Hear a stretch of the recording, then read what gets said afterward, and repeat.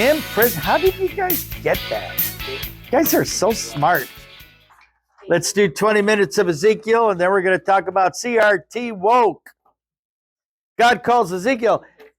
Hey, I tell you what, Ezekiel, the Jews believed that Ezekiel was Jeremiah's kid, that he was his son.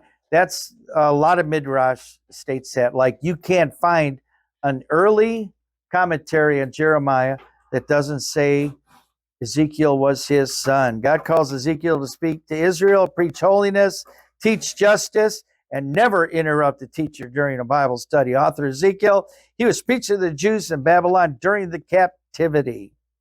In Ezekiel, Jesus is the Son of Man. Ezekiel 36:26, I will give you the new heart. I will give you a new heart and put a new spirit in you. I will remove from you your heart of stone and give you a heart of flesh. How come there's no picture on the left side of that? There's a picture of Ezekiel in my notes, and there isn't none on my.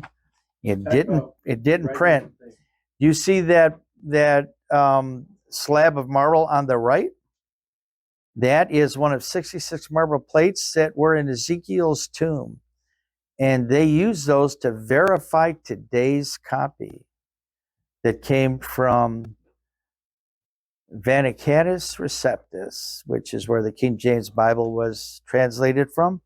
And it is wonderfully accurate to what the King James Bible's translated had, which was testimony to how beautiful Scripture has been preserved. You can see where Ezekiel is right after Jeremiah.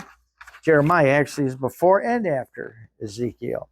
Ezekiel was born in the tribe of Levi through the line of Cohen. The name Cohen, you might have remembered, referred to the direct descendants of Aaron. Cohen was one of his sons. He was a priest first, and as he was working in his priesthood, he was called, his office was deep into that of a prophet. He was taken to Babylon from his home in Jerusalem with the first group of captives. This was before the destruction of the temple and before the walls and everything were torn down in Jerusalem. In fact, while he was in exile, he prophesied that that was going to happen. Ezekiel knew Daniel, Shadrach, Meshach, and Abednego. He was married. He became a widow in chapter 24, where he announces that his wife had just passed away. More than anything, Ezekiel is a book about hope. Chapter 37, Ezekiel talks about the valley of dry bones that you all know about that come back to life, and not just life, but fulfill destiny. Not just to exist, but to thrive. Full redemption. Through all this prophecy and judgment, there is hope. Where are we? Who's reading?